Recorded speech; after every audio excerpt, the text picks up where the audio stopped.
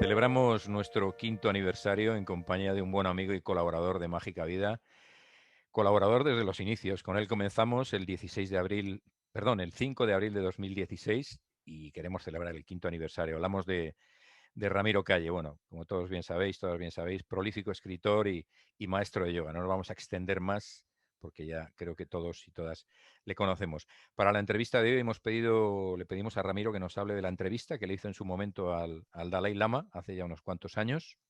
Entrevista incluida en el libro reeditado por Mandala Ediciones para la biblioteca Ramiro Calle, el Dalai Lama, su vida y enseñanzas.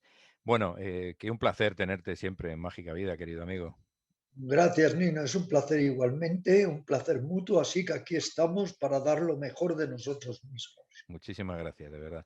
Bueno, 5 años ya desde nuestro primer encuentro en los estudios Goodit, ¿eh? Oye, aquí estamos. Efectivamente, tú cada día más guapo y mejor, y Igual te más digo. versátil y Muchas, más profesional, que eres un gran profesional, siempre lo digo. muchísimas gracias. Bueno, yo no creo que sea tanto, pero te lo agradezco las palabras, de verdad, de corazón. Y además tú siempre tan dispuesto, tan, tan locuaz como, no sé, cómo te expresas, que a mí me gusta mucho, con qué facilidad y sin preparar nada. Y no regalarte los oídos, que yo sé que tú tampoco me lo dices por eso. Bueno, el Dalai Lama, Ramiro, por qué fue elegido y cómo fue elegido? Bueno, hay una tradición de una cadena de Dalai Lamas. El Dalai Lama hasta hace unos años era el jefe político y espiritual del Tíbet. Luego el actual Dalai Lama, el 14º, pues dejó ese lado que es el de la política, el de la vida temporal, y se dedicó exclusivamente, y creo que hizo muy bien, a la vida espiritual, porque está claro que es muy difícil conciliar la vida política con la vida espiritual. Así que uno de sus grandes gestos y sus grandes soluciones más admirables fue renunciar a ese lado de su vida pública, políticamente hablando. Ujú. Pues sí, yo la verdad es que comparto contigo esa opinión. Oye, pero por qué fue elegido él? Que desde pequeñito según nacen, ¿no? Te Prácticamente. explico, ellos creen en el renacimiento o reencarnación. Y hago una diferencia.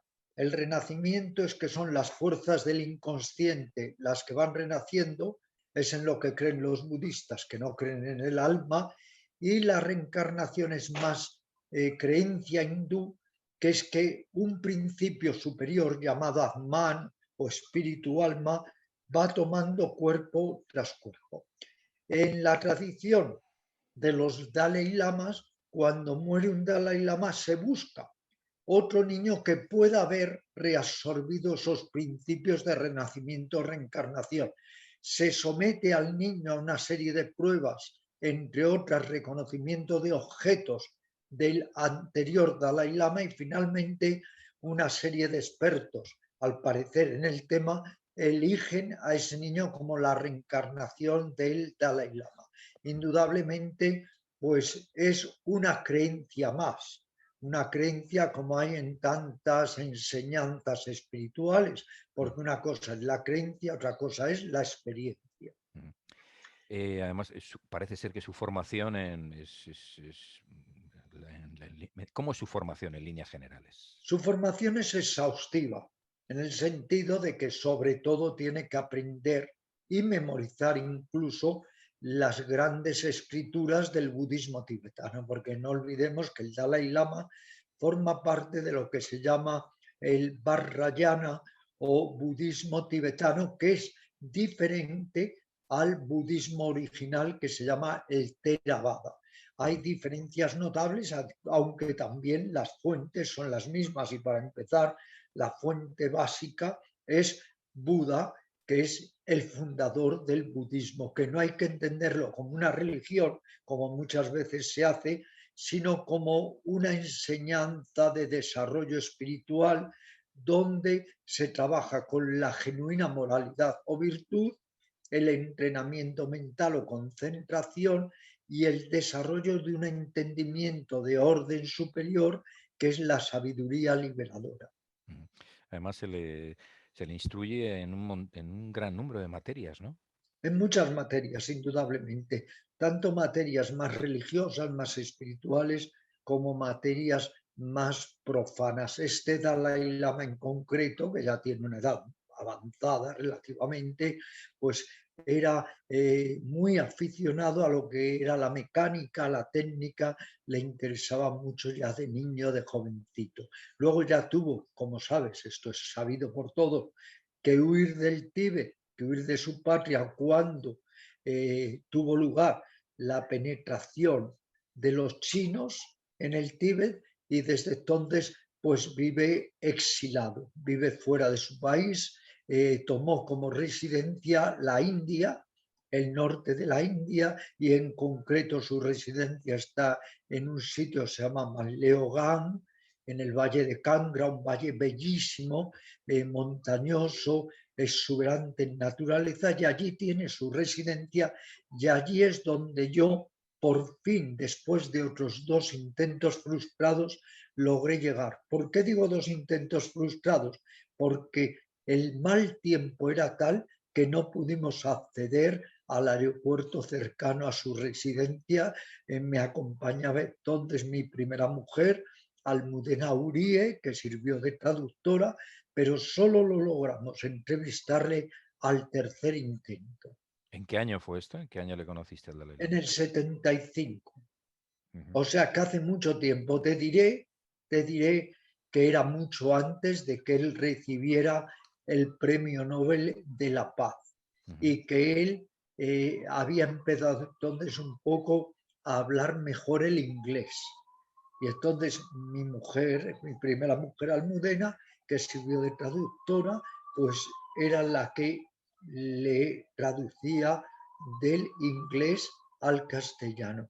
Al volver a España, esa entrevista la publicamos en muchísimos sitios, tuvo un gran éxito, porque además él enviaba, el Dalai Lama, un mensaje para el pueblo español y un mensaje para el centro de yoga Sadak. Bueno, tu llegada a través, le conociste, la primera persona que te recibió es su secretario, Tenpa Serin, ¿no? Sí, una bellísima persona, luego dejó de ser su secretario y él me facilitó todo, porque en base a telegramas, a cartas, yo solicité audiencia. Como te digo, luego el encuentro no tuvo lugar hasta 3 años o 4 años después, cuando por fin logramos acceder, pero él lo facilitó todo. Y nunca olvidaré que una mañana sumamente lluviosa es cuando primero me recibió su secretario y ya nos pasó a hablar con el Dalai Lama, que fue una entrevista que se extendió más de 4 horas. Por eso, esa entrevista, al volver a España también unos años después, la publiqué en una editorial catalana. Y ahora finalmente, para mi biblioteca de obras de orientalismo y espiritualidad, la ha vuelto a reeditar, como tú muy bien decías, Mandal. Ándala. ¿Cómo fue el encuentro, a tu llegada con él? A vuestra llegada. Apasionante, apasionante, porque yo era un romántico entonces, yo era un soñador. En todos los medios decían que yo era un cazador de hombres santos, porque siempre estaba buscando personas que me dieran claves, métodos, enseñanzas, técnicas para completar la evolución de la consciencia, para transformarme, para mejorarme. Entonces yo estaba ansioso de conocer esta, que era una figura mítica, una figura casi ensoñada, como en esos libros de Horizontes Perdidos y tantos otros. Entonces fue muy, muy emocionante, y lo que parecía que iba a ser una entrevista de media hora o casi de compromiso, una fórmula casi social, se convirtió en una entrevista de más de 4 horas. Madre mía. Nos Oye, luego, cogimos, nos cogimos muchísimo las manos, nos abrazamos. Él no es nada solemne, es todo lo contrario, es una persona sumamente cariñosa, afectiva, cercana, nada protocolaria. Es verdaderamente agradable estar con él, precisamente por su sencillez, porque como ya sabes que dijo Krishnamurti, esa búsqueda de la qué gran solemnidad, sabio. eso es de mediocres. Los falsos gurús, sí, todos juegan ese papel narcisista que se maquilla con la solemnidad, pero el Dalai Lama fue sumamente sencillo. Y es curioso, fíjate, Nino, que años después cogí yo un avión en Gangtok, la capital del Sikkim, y justo en ese avión estaba también viajando el Dalai Lama. Me senté, fue muchos años después, me senté a su lado, le dije, le entrevisté a usted hace muchos años, y de nuevo pues estuve sentado a su lado sin nadie que lo impidiera, con toda naturalidad. Hay que decir que se esté más de acuerdo o no con su ideología o con la línea política que siguieron los Dalai Lamas, que a veces ha sido muy cuestionada políticamente, pues hay que decir que él como persona es la sencillez, una persona totalmente libre de artificios. Además transmite una gran humildad, yo por lo que... Humildad, tranquilidad, una especie de sosiego contagioso y algo que nunca debemos olvidar, como decía mi amado hermano espiritual Babaji Sivananda de Benares, que es el contento y el buen humor. Y el Dalai Lama ríe con gran facilidad, pero de una forma espontánea y natural, lo cual se contagia y hace que los que estamos alrededor nos sintamos mucho más relajados y confiados. Qué bien, fíjate, me está viniendo ahora a la memoria, ¿no? En alguno de los evangelios apócrifos que he leído sobre Jesús de Nazaret, precisamente una de las cualidades que se le atribuía era esta, ¿no? Que era una persona también muy, muy jovial, muy bromista, muy sonriente, ¿no? Yo creo que toda persona que no es mediocre, que no quiera aparentar, que se manifiesta tal cual es, de una manera natural, espontánea, es una persona sencilla, es una persona humilde y es una persona compasiva. Una persona, en cambio, que se reviste de engolamiento, de solemnidad, de un frío distanciamiento, es una persona mediocre, es una persona que está simulando un papel, que simplemente está actuando, pero que no se comunica de corazón a corazón. Ya en la entrevista, la primera pregunta que le haces es sobre el futuro de la humanidad. ¿Qué te dijo? Todos los grandes maestros, te diré, no son muy optimistas del futuro de la humanidad, salvo que la mente del ser humano cambie. Por eso el budismo tibetano también apunta directamente a la mente. La mente, en cierto modo, es una discapacitada. Según los budistas, la mente está guiada por la ignorancia básica y lo que tenemos que resolver es esa ignorancia básica de la mente e ir alcanzando sabiduría, un entendimiento correcto que se basa en mente clara y corazón tierno compasivo. Él veía el futuro de la humanidad, como todos los grandes maestros, de acuerdo a lo que vayamos a hacer también con nosotros mismos. Somos una potencialidad. Todos potencialmente podemos ser Budas iluminados o Cristo, pero necesitamos trabajarnos mucho para ello. Y por hoy, yo, esto ya es más personal, no creo que haya ningún motivo de optimismo para pensar que pueda conseguirse una conciencia lúcida planetaria, no. La salvación, la liberación, ya lo dijo Buda, sigue siendo muy personal y Buda dijo, tú eres tu propio refugio, ¿qué otro refugio puede haber? ¿Y en qué medida las enseñanzas budistas pueden o podrían solucionar los problemas de la actualidad? En relación a la pregunta que también le haces a él, ¿crees que actualmente las enseñanzas budistas, yo creo que sí, por lo que estás diciendo, ¿no? Mira, la enseñanza de Buda como tal, escueta, directa, aséptica, agnóstica, porque Buda ni creía ni no creía, simplemente nos invitaba a que cada uno desarrolle su propia experiencia liberadora. Estas enseñanzas siguen estando tan vigentes hoy en día como hace 2500 años. Por eso quiero insistir, es que el budismo no es una religión, es una forma de vivir, es una manera de ser, es una actitud. Entonces, es más una filosofía de vida que una religión, puesto que para que la gente lo comprenda, el budismo empieza por no hacer referencia a un alma o principio trascendente ni a un agente que lo está organizando todo, como es el Supremo, como es Dios.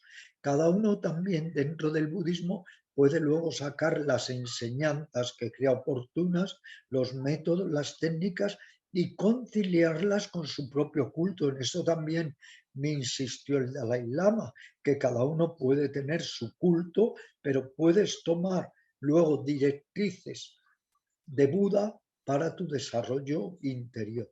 Mm. Y además él te decía también que tú sabes, lógicamente, que valga la redundancia, que se basa la filosofía o la enseñanza budista se basa en la lógica, no en la fe. Se basa en el entendimiento correcto, en el discernimiento, en el raciocinio, pero para ir más allá del raciocinio, para a través de la práctica de la meditación ir escalando a la cima de la consciencia que nos permite ver las cosas como son en máxima profundidad, que es lo que se llama vipassana, una visión cabal, justa, penetrativa de las cosas, de los fenómenos, para a través de esa visión ir poco a poco transformándonos. En el budismo se considera que hay tres principios esenciales en la vida, que son, uno, el sufrimiento, que se llama dukkha, que es la insatisfacción, el disgusto, la angustia, todo eso es sufrimiento. Otro principio es que todo es inestable, todo es transitorio, todo es efímero, y otro que todo es insustancial. Este es el que menos se entiende por el occidental. ¿Qué quiere decir que todo es insustancial? Que el ego es provisional, que aunque creemos que el ego siempre está funcionando en la misma longitud de ondas, también fluctúa y que no hay un alma, no hay un principio fijo. Por eso se dice que todo es insustancial, es decir, vacío de un yo que sea fijo. Una pregunta que me parece una pregunta potentísima que le hiciste al Dalai Lama, ¿cuál debe ser la actitud del ser humano ante la violencia? Que Krishnamurti además lo planteaba mucho, ¿no? ¿Cuál fue su respuesta? Bueno, todos ellos se basan en que la compasión es la orquídea más preciosa. Lo que tenemos que tratar de hacer es exhalar compasión, ir poco a poco aportando, que buena falta le hace a esta sociedad y a este mundo, compasión. Pero eso no quiere decir que uno no sepa defenderse, que uno no sepa custodiarse, que uno no sepa incluso ser contundente si llega el momento para autodefenderse. Aquí quiero recurrir a lo que dijo Buda, que es muy inteligente y que comulga con ello, lógicamente, el Dalai Lama. Y es, si te proteges a ti mismo, proteges a los demás. Si proteges a los demás, te proteges a ti mismo. Pero, repito, si algo necesita esta sociedad convulsa, esta sociedad agresiva, violenta, egocéntrica, codiciosa, es compasión, compasión, compasión. Es el gran néctar, es la ambrosía, es lo que podría lograr que esta sociedad salvaje diera un cambio y tuviéramos una comunicación mucho más rica entre las criaturas, incluyendo los animales. En el Nirvana, abordabas en la entrevista el Nirvana. Bueno, realmente habría que primero aclarar qué es el Nirvana, porque mucha gente quizá no lo sabe, para luego preguntarte, la pregunta que le lanzas es sobre si se puede alcanzar el Nirvana sin ser monje o retirarse a vivir a una ermita. Esto lo digo yo. El nirvana, para decirlo de una manera fácil, porque esto llevaría todo un tratado, el nirvana es un estado muy superior de conciencia donde desaparecen la ofuscación, la avaricia y el odio. Un estado muy superior de conciencia donde se manifiestan lo que llaman los budistas las cuatro santas moradas o cuatro sublimidades, que también tengo un libro al respecto en la biblioteca de Mandala, y que son la generosidad, el amor, la alegría compartida, la ecuanimidad. A través del nirvana hay una mutación, una transformación total de la conciencia y dejamos la ignorancia básica de la mente y el apego a todo lo ilusorio para establecernos en una consciencia desapegada, altruista y que ve las cosas como son. Y en ese estado de nirvana no hay ya ninguna traza del ego. El ego totalmente queda dinamitado. Ujú. ¿Y se puede alcanzar entonces este nirvana sin ser monje, retirarse a una Por ermita, supuesto, por verdad? supuesto. Lo que pasa, querido Nino, es que tenemos que comprender que si, por ejemplo, un violinista le dedica 10 horas a tocar el violín y otro le dedica 1 hora, obviamente el que le dedica 10 horas tendrá un progreso Lógico. infinitamente mayor. Mm. Si tú te dedicas solo, claro, a la meditación, al desarrollo interior, a la transformación, tendrás muchas más posibilidades de conseguir ese nirvana que si dedicas muy poco tiempo al día. Pero toda persona, lo que se llama también una persona de hogar, si se lo propone, puede encontrar logros espirituales muy importantes. ¿Y qué te comentó cuando le preguntaste sobre el ego y cómo trascenderlo? Pues el ego en realidad es provisional, el ego es también ilusorio, el ego es la ligazón o ligadura con este cuerpo, con el nombre, con la forma, con nuestras necesidades, miedos, ambiciones. El ego se trasciende a través de la práctica de la meditación y, como te decía, del entendimiento correcto. Cuando hay mucha lucidez, en lugar de permitir que el ego nos domine, nosotros aprendemos a utilizar nuestro ego como si fuera un secretario. Ujú. Conocimiento y sabiduría, otro de los, bueno, más que conceptos, algo más, ¿no? Que también hablaste con él. El conocimiento es intelectual, el conocimiento son datos, es información, es cultura. Pero hay un tipo especial de conocimiento infinitamente más elevado que es la sabiduría. El conocimiento no transforma, la sabiduría sí. El conocimiento nos lo pasamos los unos a los otros. Tú me pasas tu información, yo te paso la mía. Es como una moneda falsa que nos colamos los unos a los otros. La sabiduría es privativa, la sabiduría es personal. Tú tienes que desarrollar tu sabiduría, yo tengo que desarrollar la mía y no nos la podemos transferir. Nos podemos dar enseñanzas, métodos, pero cada uno debe lograr esa meta alta que es la sabiduría. La sabiduría es la que mejora, la que transforma, la que cambia, voy a decirlo así, los engramas cerebrales, la que te da una nueva percepción y una nueva manera de ser y de serte. Ujú. ¿Tú crees, no crees que un exceso de intelectualidad te aparta del espíritu? Yo lo digo porque me encuentro con personas a las que admiro profundamente, de verdad, ¿no? Pero se alejan de todo lo que se pueda conocer o se puede entender como espíritu, ¿no? Es una parte más profunda, yo lo entiendo así, ¿no? ¿No crees que... Mira, todo tipo de fanatismo es terrible o de adicción. El mismo fanatismo científico, estos cientistas o científicos materialistas, dogmáticos, fanáticos, rígidos, acartonados, que no están abiertos cuando la mentalidad de un científico es la apertura. Lo mismo pasa en la vida espiritual. Hay que distinguir entre el conocimiento ordinario que juega su papel, pero es insuficiente. Tenemos que recuperar o recobrar un conocimiento de orden más elevado, llámale intuitivo, llámale transformativo, como quiera que sea.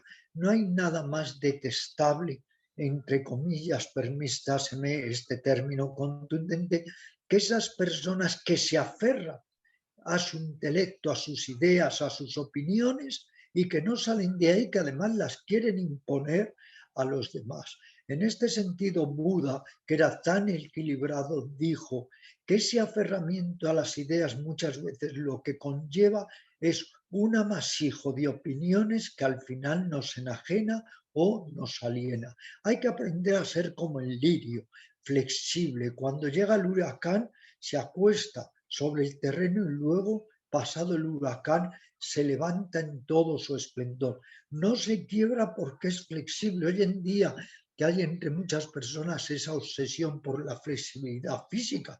Lo que verdaderamente vale y ayuda es la flexibilidad psíquica, mental, emocional y espiritual. Completamente de acuerdo. Además, el mundo no habría evolucionado si nos hubiéramos estancado en los principios de la ciencia de hace cientos de años, ¿verdad? A mí me gusta decir que los científicos indudablemente saben, pero los místicos saben mucho más. Lo que pasa es que le dices esto a un científico y vamos, ¿A que te cae? pero los místicos, insisto y lo he dicho toda mi vida, saben mucho más que los científicos. ¿Por qué? Porque el místico adquiere grados especiales de conciencia y de integración interior que se le escapa a un científico, porque un científico puede ser muy brillante, pero tiene celos, se lleva fatal con sus amigos o no los tiene, es un ególatra, tiene angustia, padece ansiedad, se enfada, se irrita. Sí, mucha ciencia, pero psicológicamente es una calamidad, no tiene ninguna paz ni ninguna quietud interior. ¿Y cuál es el bien más preciado? La paz interior, la calma, porque aquello que tú logres hacer dentro de ti es lo que vas a compartir luego con los demás. ¿De qué sirve ser un gran científico si eres un déspota, si tienes un corazón de acero, si no eres permeable, si no sabes amar, si no sabes ser compasivo, que es lo que les sucede lamentablemente a muchos médicos? Hay médicos que son maravillosos, que son como flores perfumadas maravillosas. Ahora, hay médicos que de verdad se tenían que haber dedicado a cualquier cosa menos a ser médicos. Esto te digo una cosa, querido Nino, es lo mismo para los veterinarios, los médicos de animales, que hay veterinarios que son una vergüenza para su propia profesión, solo van a conseguir dinero y no tienen ningún respeto en realidad por los animales que tratan. Y el Eh, Dalai Lama, el Dalai Lama ahí insiste, amor a todos. Cuando se construyeron algunos monasterios tibetanos, se iba poniendo especial atención en liberar a los gusanos. Al escarbar en la tierra, se trataba de no matar a los gusanos. Toda vida es sagrada, desde la vida de una ameba hasta la vida de un ser humano. Toda vida es sagrada. Y este es un principio muy importante que los grandes maestros han tratado de transfundirnos. Unos les han llamado compasión, otros caridad, otros benevolencia, otros respeto a la vida. Pero toda vida es sagrada. Abordabas también con él la diferencia, entre comillas, entre el budismo.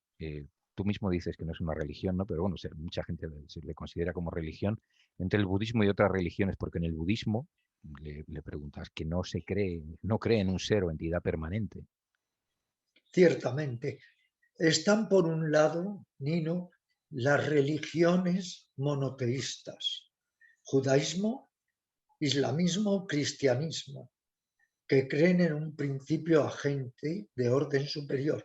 Y luego hay muchas religiones, entre comillas, y cultos y enseñanzas que no son monoteístas, que simplemente tienen otra concepción. Hay espacio para todas las creencias, siempre que las creencias sean respetuosas y siempre que estén impregnadas de lo esencial, que es el amor, la compasión y la inteligencia clara. Y hay espacio para todas. ¿Qué ha sucedido con el budismo? ¿Por qué se ha puesto últimamente otra vez muy en boga? Porque el budismo apunta a la mente y lo que nos da son técnicas de meditación, de entrenamiento mental, que da igual si eres budista, si eres ateo, si eres transteísta, si eres teísta, da lo mismo. Estas técnicas son para todos. Yo en el mismo centro de yoga pues he tenido sacerdotes, monjas, personas ateas, personas muy religiosas, etcétera, porque es un método, una técnica. Buda decía que es como una balsa, una barca, para pasar de la orilla de la servidumbre a la orilla de la libertad. Necesitamos un método y eso es la meditación o el yoga o tantas otras técnicas que hay. Ujú. Bueno, respecto a las preguntas que le realizas en la última parte de la entrevista, son quizá de índole más, iba a decir mundano, ¿no? ¿Verdad? Relacionadas con el mundo más habitual, ¿no? Digámoslo así.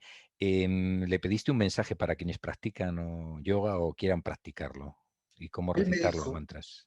él me dio un mensaje para el pueblo español de buena voluntad, de buenos sentimientos, y luego dijo, tengo entendido que usted dirige un centro de yoga. Entonces también me dio un mensaje de aliento para los practicantes de yoga, incluso compartió conmigo un mantra para que lo diera a los alumnos o yo mismo, si quería, lo practicase. En todo momento, pues demostró, sí, esta amabilidad compartida, esto que dicen los budistas metta. Metta quiere decir amor que como pétalos de flor lanzas en todas las direcciones. Todos deberíamos ir teniendo esta actitud de espaciosidad, de apertura, de real empatía, porque hoy en día, tú sabes, Nino, se habla mucho de la empatía, pero se queda de nuevo en un concepto y no en una experiencia. Mm. El mantra que te regaló, Sí. lo puedes... El mantra se asocia con la respiración. Al tomar el aire es Om, al retener el aire es A, H, A, al expulsar el aire es H, M, Om, Ah, A, Hum. qué Es bonito. para domar la mente, para interiorizarse, para lo que hablábamos, no quedarse solo en el pensamiento, sino ir más allá del pensamiento. Tenemos que entender que el pensamiento ocupa un lugar en nuestra vida, es imprescindible, pero hay estados diferentes de la mente más allá del pensamiento. En la propia tradición cristiana hay un libro magnífico que se llama La nube del no saber. No sabiendo es cuando se sabe. También en sus poemas maravillosos lo dice San Juan de la Cruz, cuando habla del éxtasis, que entra en el éxtasis, entonces sabe no sabiendo. Es muy importante dar este mensaje de que la gente hoy en día, que estamos todos hipertecnificados, entendamos que hay más que la palabra, más que el símbolo aparente, más que el concepto, más que la idea, porque como decía Krishnamurti con su hiperlucidez, la palabra no es la cosa, da igual que a un terrón de azúcar le llames azúcar o sal, sigue sabiendo dulce. Entonces, no seamos tan arrogantes, tan prepotentes y tratemos de rendirnos hacia lo incognoscible. Era Buda el que decía, el que pregunta se equivoca, el que responde se equivoca, dando a entender que muchas cosas las podemos conocer, pero hay otras que son por su propia naturaleza incognoscibles y lo que hay que hacer es rendir el ego y ser humildes. Ujú. Ya casi para ir terminando, porque podríamos hacer la entrevista mucho más extensa, invitamos a nuestros oyentes al libro, que ahí está la entrevista completa, ¿no? Pero ¿recuerdas los sentimientos que te afloraban al estar en presencia de él? Hubo Emociones, mucha sentimientos. emoción cuando llevas tantos años leyendo sobre una persona y sobre budismo tibetano, pues hubo mucha emoción, se estableció una corriente muy bonita de energía.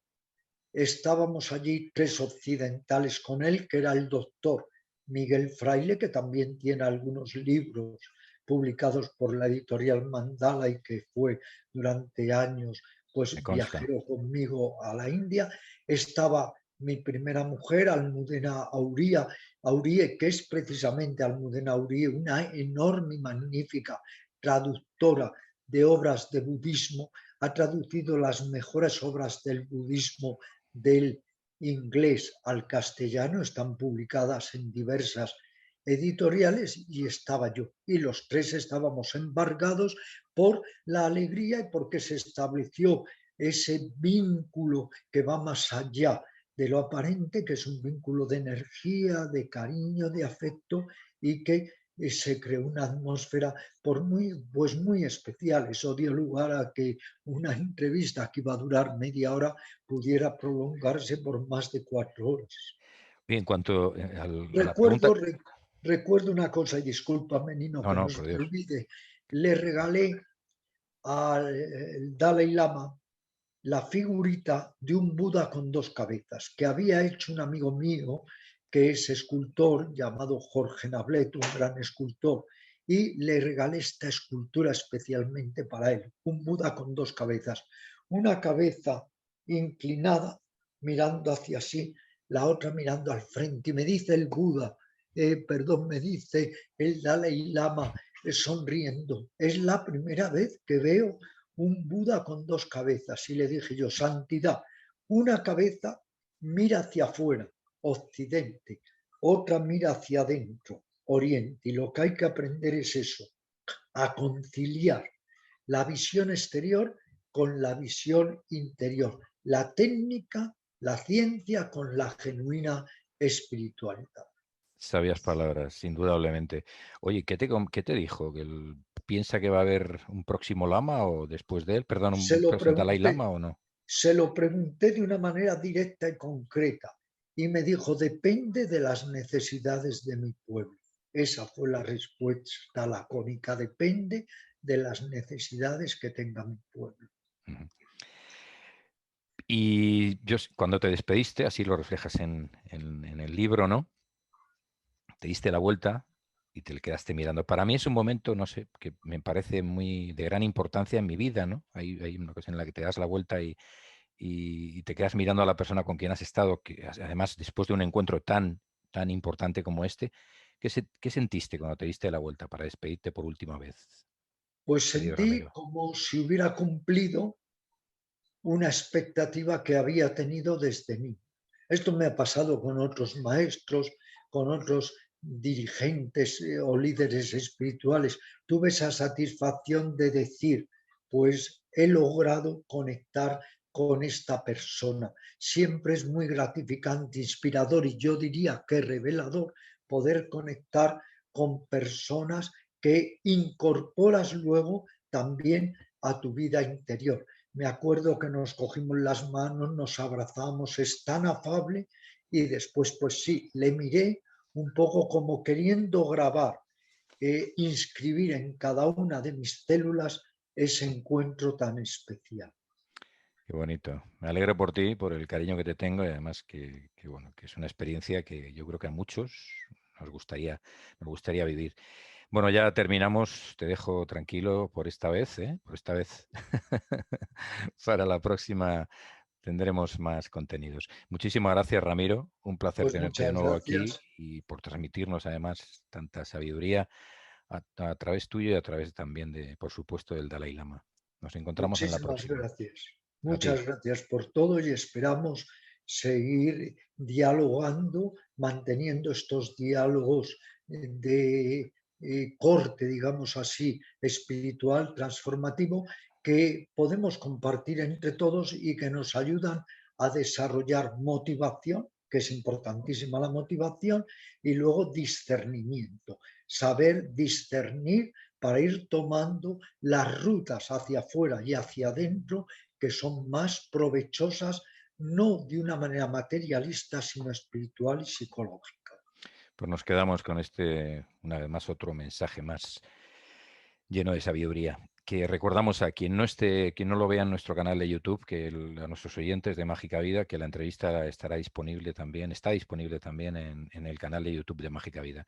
Ramiro, muchísimas gracias y nos Muchas encontramos gracias. pronto. Un abrazo Un gran muy grande. abrazo. Muchas gracias. Abrazos. Y gracias por haber estado en este 5.º aniversario, así como en el inicio, ¿no? Que después de 5 años, aquí estás. Gracias, de verdad, de corazón. A ver si logramos estar en la década, a los 10 años. Venga, ojalá. Si no, desde aquí, desde el plano astral. Vale, ok. Aprende a comunicarte conmigo también en el astral. Bueno, de momento estamos aquí. Vale, tomo nota.